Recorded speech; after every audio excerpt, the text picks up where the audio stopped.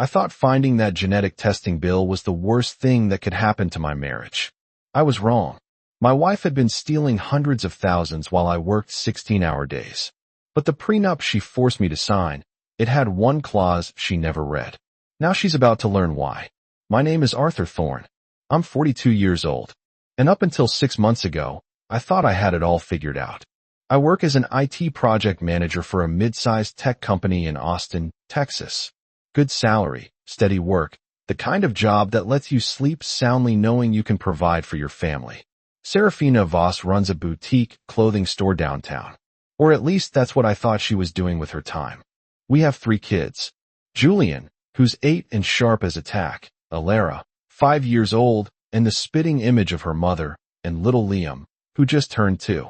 Liam's got these bright green eyes that don't match mine or Serafina's brown ones.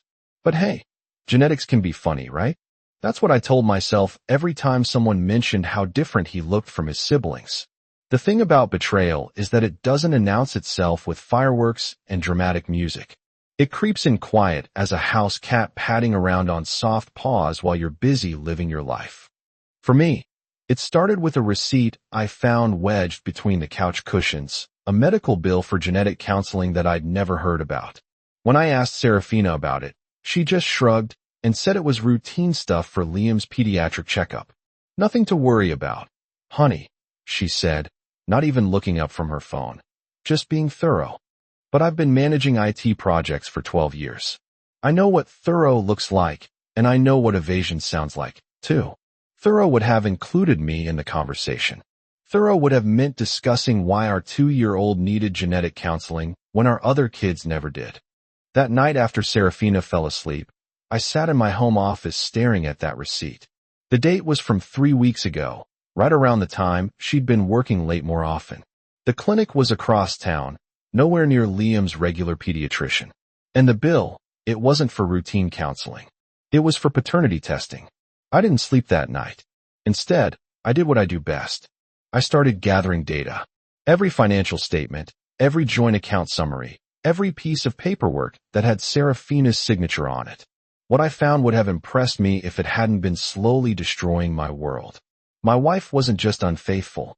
She was methodical about it. She'd opened accounts I didn't know about. She'd moved money in patterns that would make a forensic accountant proud. And somewhere in the middle of it all, she had our youngest son tested to see if I was actually his father. The results, when I finally got my hands on them, confirmed what those green eyes had been trying to tell me for 2 years. Liam wasn't mine. But by then, that was just one more piece of evidence in a growing pile that would eventually bury the life we built together. I should have confronted her immediately. A stronger man might have, but I'm methodical too. And something told me that rushing and guns blazing would only give her time to cover her tracks. So, I waited and I watched. I documented everything because if Serafina wanted to play games with our family's future, I was going to make sure I knew all the rules. The hardest part about discovering your wife's betrayal isn't the anger. It's the clarity. Suddenly, every strange conversation makes perfect sense. Every excuse clicks in a place like puzzle pieces you've been holding upside down for months. I spent the next week digging through our digital life like an archaeologist. Serafina had always been careless with passwords, using the same variations everywhere. Her laptop, supposedly used only for boutique inventory, told a different story entirely. "Daddy, why are you on Mommy's computer?" Julian asked one evening, catching me in Serafina's home office. "Just helping her with some technical issues, buddy," I replied, closing the laptop. "You know how moms are with computers." Julian nodded and wandered off, but his question stuck with me. Here I was violating my wife's privacy because she'd already violated our marriage. The irony wasn't lost on me. What I found made my stomach turn. Email threads with someone named Marius Croft discussing their future together. And when Arthur finally figures it out, bank transfers to accounts under her maiden name, investment portfolios I'd never heard of, and worst of all, messages about Liam.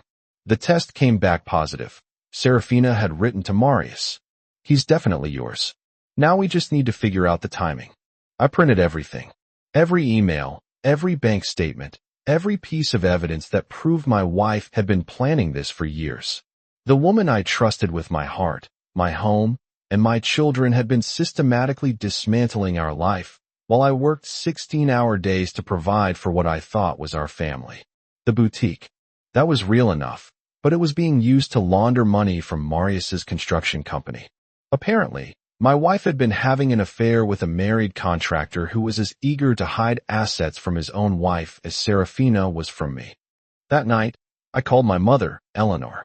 She lives about 20 minutes away and has always been sharp as a tack when it comes to reading people. I knew something was off about that girl, Eleanor said after I gave her the basic facts. The way she always changed the subject when I asked about her business, and those expensive handbags she claimed were good knockoffs. Mom, I need your help, I said. Not just emotional support, legal help. You still have connections from your paralegal days, right? Eleanor's voice turned serious. What do you need, son? I need to make sure she doesn't take everything when this explodes, and I need to make sure she doesn't take my kids.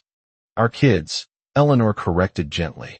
Liam might not be biologically yours, but you've been his father for 2 years. That matters in court. She was right.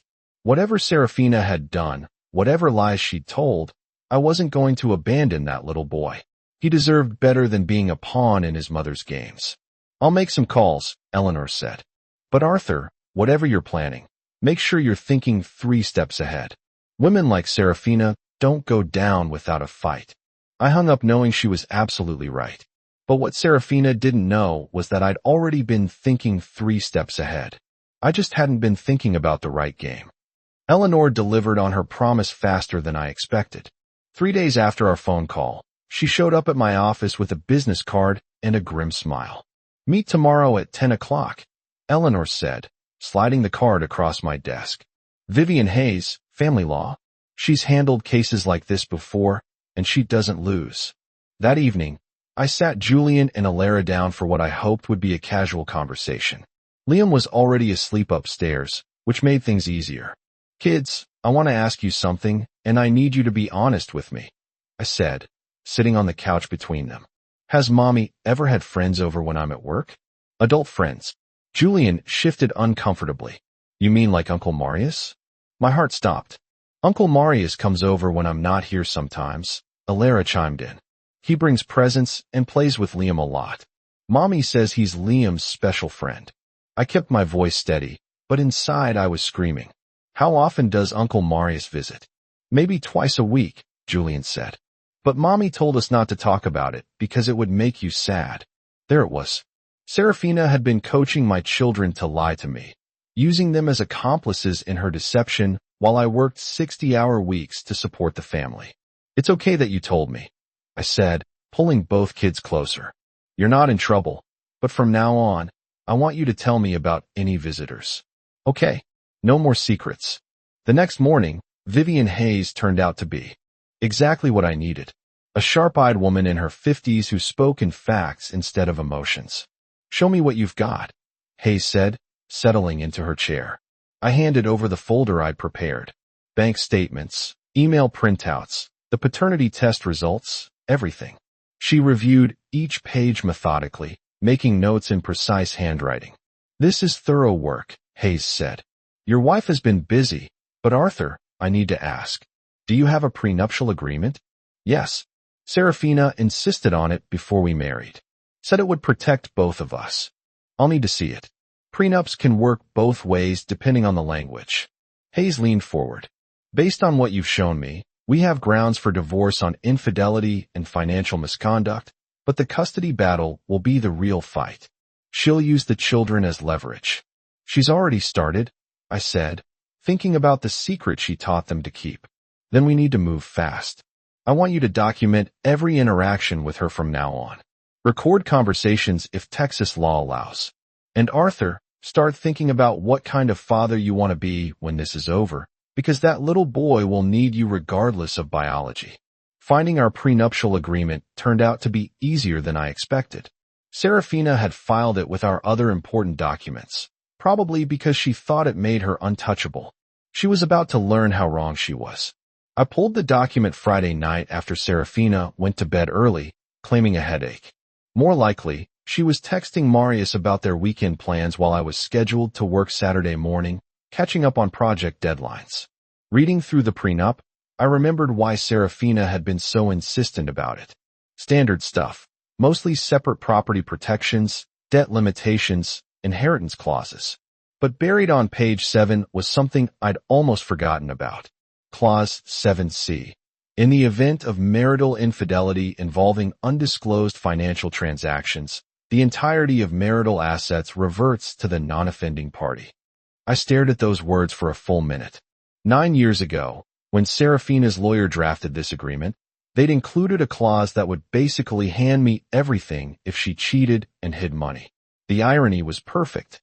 The prenup she demanded to protect herself was going to be the weapon that destroyed her. Saturday morning, I called Vivian Hayes from my office. Vivian, I found the prenup. You're going to want to see clause 7C. Read it to me.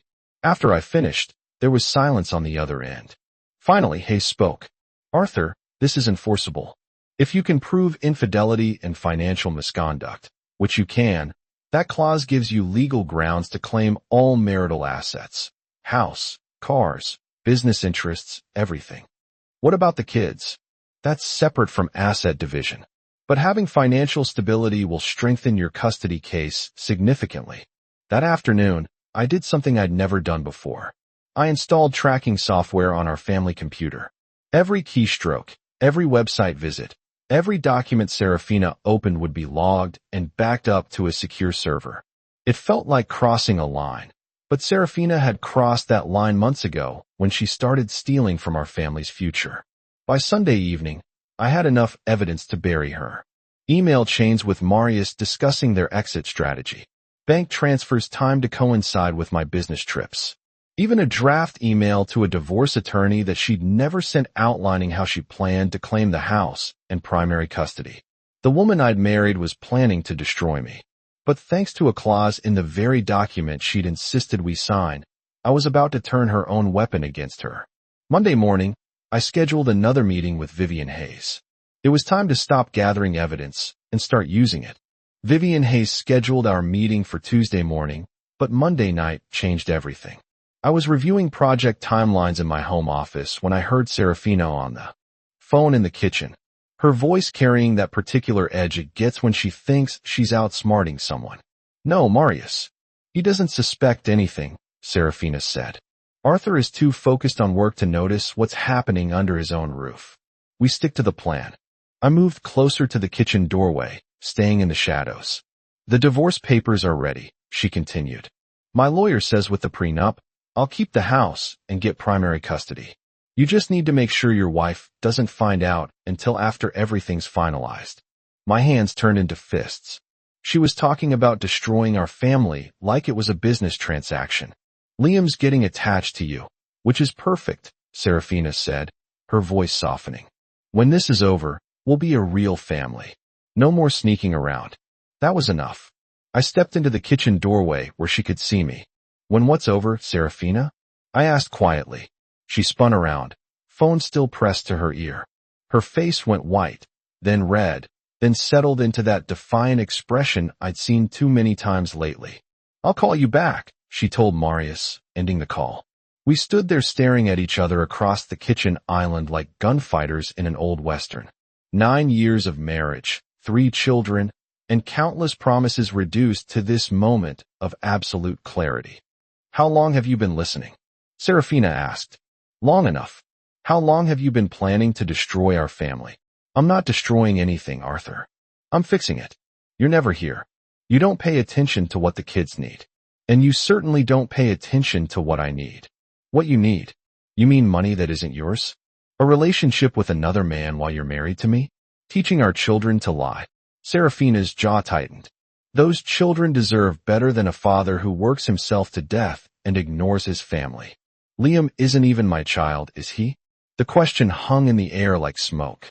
Serafina's defiance faltered for just a moment, revealing something that might have been shame. Biology isn't everything, she said finally. No, but honesty is. Trust is. The things you threw away for whatever this is with Marius. You want to talk about honesty? Serafina's voice turned sharp. Let's talk about how you've been spying on me going through my things, violating my privacy. Your privacy? You've been stealing from our family, Serafina. Moving money to accounts I didn't know about. Using our children as accessories to your lies. That money is mine. I earned it through the boutique. That you've been using to launder Marius's construction profits. Through the investment accounts you opened with my credit information. None of that money is yours, and you know it. Something shifted in Serafina's expression. The defiance was still there, but now it was mixed with calculation. You can't prove any of that, she said. I smiled for the first time in weeks. Actually, I can. Every email, every bank transfer, every lie you've told, it's all documented, Serafina. Including that clause 7C in the prenup you were so proud of. What are you talking about? Read your own contract. Infidelity plus financial misconduct equals you lose everything. The house, the accounts, custody of the kids, everything. Her phone buzzed with a text message. Without thinking, she glanced at it, and I saw Marius's name on the screen. You might want to tell your boyfriend that his wife might be interested in those construction contracts you've been discussing, I said. I'm betting she doesn't know about the money laundering, either. Serafina's face went ashen. You wouldn't. Watch me. Serafina hired her own attorney within 48 hours of our kitchen confrontation. Silas Blackwood, a slick downtown lawyer whose billboard advertisements promised to fight for your rights in divorce proceedings. Apparently, Serafina thought hiring an aggressive attorney would intimidate me into settling quietly. She was about to learn how wrong she was. Vivian Hayes called me Wednesday morning with news that made my day considerably brighter. Arthur, I just got off the phone with Silas Blackwood. He wants to schedule a mediation session for next week. Claims his client is willing to negotiate a reasonable settlement. What does reasonable mean to them? Split custody. Serafina keeps the house. You take responsibility for any hidden debts she might have incurred. Standard stuff when the wife's attorney thinks the husband is desperate to avoid scandal. I laughed out loud. They really don't know about Clause 7C, do they? Apparently not. Blackwood spent 20 minutes explaining why the prenup protects his client from losing marital assets. I didn't correct him. What's our move? We let them walk into the trap. Go to mediation, let Blackwood make his demands, then introduce the evidence and the real interpretation of the prenup. It'll be more effective than ambushing them in court. That evening, I had another conversation with Julian and Alara. Liam was playing with blocks in the living room, close enough that I could keep an eye on him, but far enough that he couldn't understand our discussion. Kids, I need to tell you something important, I said, sitting on the floor between them. Mommy and Daddy are going to be living in different houses soon. Julian's face scrunched up.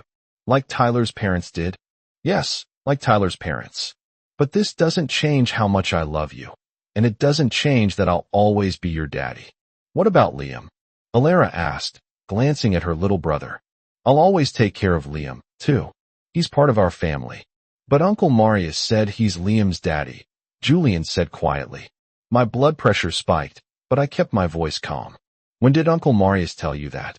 Last week. He said, pretty soon Liam would come live with him and Mommy in a new house, and we could visit sometimes. The rage that shot through me was white-hot and pure. Marius had been discussing custody arrangements with my 8-year-old son, essentially telling him that his baby brother was being taken away. Using children to deliver emotional manipulation was a new low even for this situation. Julian, Alara, listen to me very carefully, I said. No matter what anyone tells you, you three are staying together. I will make sure of that. Do you understand? Both kids nodded, but I could see the confusion and fear in their eyes. They were old enough to sense that their world was falling apart, but too young to understand why. That night, I called Vivian Hayes at home. Vivian, I need to add something to our case file. Marius Croft has been discussing custody arrangements with my children, telling them he's taking Liam away from his siblings. That's emotional manipulation of minors. We can use that. In custody hearings, judges care about stability and the children's best interests. A man who tells an 8-year-old that he's breaking up the family is not acting in those children's best interests, even though Liam is biologically his. Biology is one factor, Arthur, but Liam has lived with you as his father for 2 years. The court will consider what's best for Liam, not what's convenient for Marius. Friday morning, I did something that felt both necessary and terrible. I installed recording software on the kids' tablets and phones. If Serafina or Marius were going to use my children as weapons, I wanted documentation of exactly what they were saying to them. The mediation was scheduled for the following Tuesday. Silas Blackwood probably thought he was walking into a negotiation where his client held all the cards. He was about to discover that Serafina had been playing poker while I was playing chess. The mediation meeting was held in a sterile conference room downtown, the kind of place where lives get dissected and reassembled according to legal formulas. Silas Blackwood strutted in like he owned the building, carrying a briefcase that probably cost more than most people's monthly salary. Serafina sat beside him, looking perfectly composed. Designer dress, fresh. Manicure, the picture of a wronged wife seeking justice. She didn't even glance at me when I entered with Vivian. Gentlemen, ladies, Blackwood began, settling into his chair with theatrical confidence. Let's keep this simple. My client is prepared to be generous in this dissolution despite the emotional trauma she's endured. Patricia and I exchanged glances. This was going to be even better than we'd hoped. Mrs. Thorne will retain the marital residence, Blackwood continued, consulting his notes. Primary custody of all 3 children, with supervised visitation for Mr. Thorne pending completion of anger management counseling. Anger management? I spoke for the first time. My client has documented instances of intimidating behavior and invasion of privacy, Blackwood said smoothly. Serafina finally looked at me, and there was something cold and calculated in her expression. She was enjoying this performance.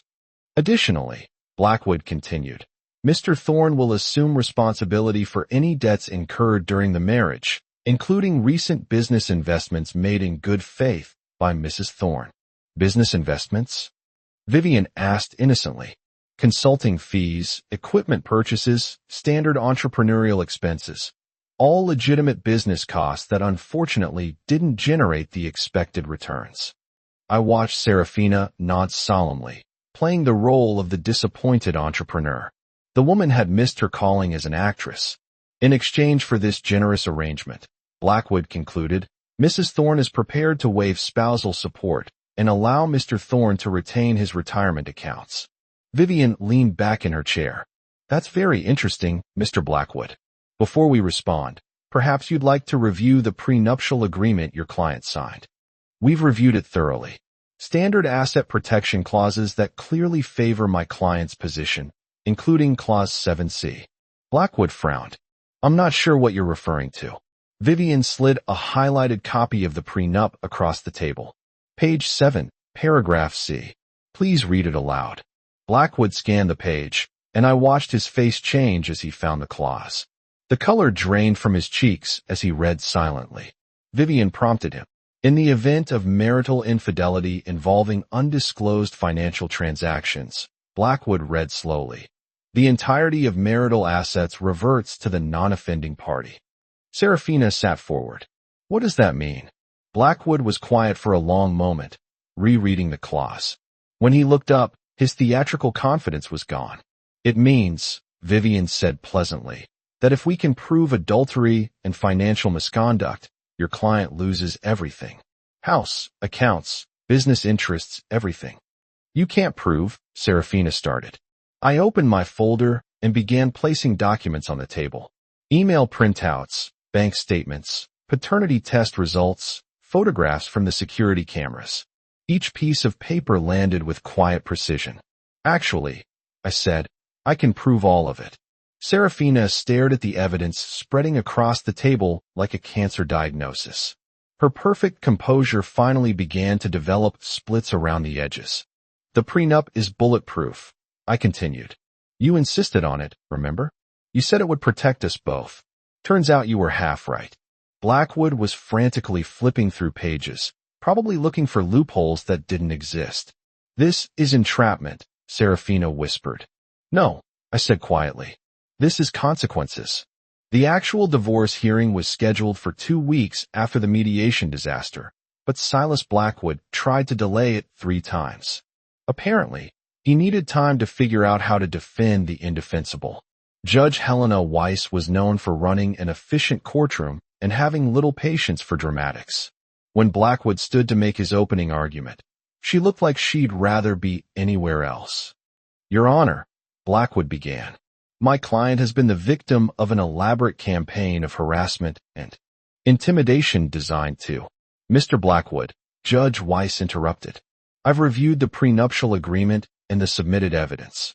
Do you have any legal basis for challenging Clause 7C? Blackwood stammered for a moment. "Your Honor, that clause was buried in technical language that my client couldn't reasonably be expected to understand. Your client had legal representation when she signed it, correct?" "Yes, but—" "And she insisted on the prenuptial agreement despite her husband's initial reluctance." Vivian had done her homework. The court record included testimony from the original attorney who drafted the agreement, confirming that Serafina had demanded the prenup and that all terms had been explained to both parties. "Yes, Your Honor, but the circumstances have changed." "The circumstances," Judge Weiss said dryly, "are exactly what the clause was designed to address." I watched Serafina sitting at the defendant's table, her perfect composure finally completely shattered. She kept glancing at Marius, who sat in the gallery looking like he wanted to be anywhere else in the world. "Mrs. Thorne," the judge said, "please stand." Serafina rose unsteadily. "Are you familiar with Clause 7C of your prenuptial agreement?" My lawyer said the prenup was standard protection." "That's not what I asked. Are you familiar with Clause 7C? Serafina's voice was barely audible. "I am now. And do you understand that by engaging in extramarital affairs while concealing financial assets, you triggered the conditions outlined in that clause?" "Your Honor, I can explain." "Ma'am, this is not a negotiation. This is a legal proceeding based on a contract you signed willingly and enthusiastically." Judge Weiss turned to Vivian. "Counselor, your client is seeking full enforcement of Clause 7C. "Yes, Your Honor. All marital assets, including the residence, joint accounts, and business interests, and custody, primary physical custody of all 3 children with reasonable visitation for Mrs. Thorne, including the child who is not biologically related to your client. Liam has known Mr. Thorne as his father for 2 years. Your Honor, stability and continuity serve the child's best interests." Judge Weiss nodded. "Mr. Blackwood, does your client wish to contest the paternity evidence or the financial documentation?" Blackwood looked at Serafina, who just shook her head. "No, Your Honor." "Then this matter is straightforward. The prenuptial agreement is valid and enforceable. Clause 7C has been triggered by documented infidelity and financial misconduct. All marital assets transfer to Mr. Thorne." The gavel fell with a sound like a gunshot. Serafina turned to look at me, her eyes wide with something that might have been recognition. Not anger, not defiance, but understanding. For the first time in our marriage, she finally saw me clearly. The prenup she demanded to protect herself had become the weapon that destroyed her. And the quiet husband she'd underestimated had been playing chess while she was playing checkers. 3 months after the court ruling, I stood in the kitchen of what was now legally my house, watching Liam play with blocks while Julian and Alara did homework at the dining table. The normalcy felt surreal after everything we'd been through. Serafina had moved into a small apartment across town. The court-ordered supervised visitation meant she saw the kids every other weekend with a social worker present to ensure no inappropriate discussions about the divorce or Marius. "Daddy," Alara said, looking up from her math worksheet. "When is Mommy coming to pick us up?" "Saturday afternoon, sweetheart, same as always." The transition hadn't been easy for any of us, but kids are more resilient than adults give them credit for. They'd adapted to the new routine with the kind of matter-of-fact acceptance that children excel at. Marius had disappeared from their lives entirely after his wife divorced him and took half his construction business. Apparently, Vivian Hayes hadn't been bluffing about contacting Mrs. Croft with information about her husband's extracurricular activities. Eleanor visited most evenings, helping with dinner and bedtime routines. Having her support had made the difference between surviving and thriving during those first difficult weeks. Any word from Serafina's attorney about the asset settlement? Eleanor asked, joining me in the kitchen. Final paperwork should be done next week. The boutique sale went through, and the hidden accounts have been transferred back into the kids' education funds where they belong. And Liam. I looked at the little boy who'd called me daddy for 2 years. The child who might not share my DNA, but had my heart completely. Liam is my son. Biology doesn't change that. Eleanor smiled. Your father would be proud of how you handled this, Arthur. I just did what needed to be done. No, you did more than that. You protected your family without becoming the kind of man who destroys everything around him. That takes real strength. That evening after the kids were asleep, I found myself thinking about the man I'd become over the past year. I wasn't the same person who discovered that medical bill wedged between couch cushions. I was stronger, more decisive, more protective of what mattered. Serafina had taught me something valuable, though I doubt she'd intended to. Sometimes the quiet ones are the most dangerous. Not because we're violent or cruel, but because we see everything, remember everything, and plan accordingly. I never wanted to use those skills against someone I loved again, but I'd keep them sharp just in case. 1 year later, I stood in the backyard watching Julian teach Liam how to throw a baseball while Alara practiced cartwheels on the grass. The Texas heat was brutal, but the sound of children laughing made it bearable. Vivian Hayes had called that morning with final news about Serafina's legal situation. The last of the hidden assets had been recovered and transferred to legitimate accounts. Marius's construction company had paid substantial penalties for the money laundering scheme, and both he and Serafina were banned from opening business accounts without court oversight. More importantly, Vivian had said, the supervised visitation reports have been consistently positive. Serafina is learning to be a better mother, even if she'll never be a wife again. Liam ran over to me, baseball glove too big for his small hands, but determination written all over his face. Daddy, did you see? I caught it 3 times. I saw, buddy. You're getting really good at this.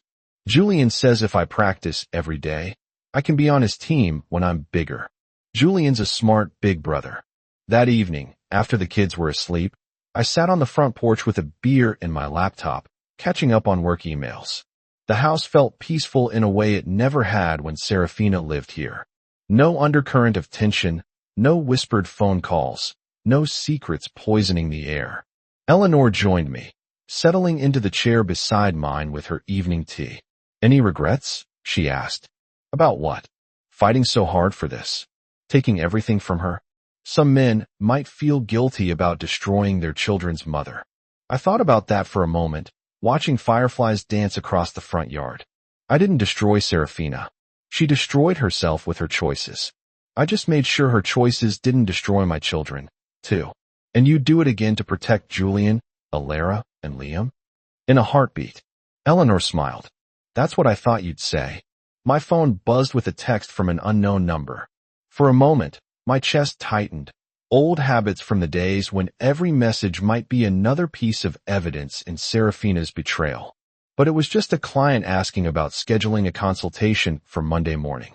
Normal life, normal problems, normal solutions. You know what the best part is? I told Eleanor. What's that? I don't have to be suspicious anymore. I don't have to check bank statements for unauthorized transactions or wonder where my wife really is when she says she's working late. I can just be a father. And a good one, I try. Later that night, I checked on each of the kids before going to bed myself. Julian was sprawled across his mattress with a sports magazine still clutched in his hand. Alara had fallen asleep, surrounded by stuffed animals and picture books. Liam was curled up with the teddy bear he'd had since birth, thumb in his mouth despite being too old for the habit. My children, all 3 of them, regardless of biology or legal complications or the mistakes their mother had made.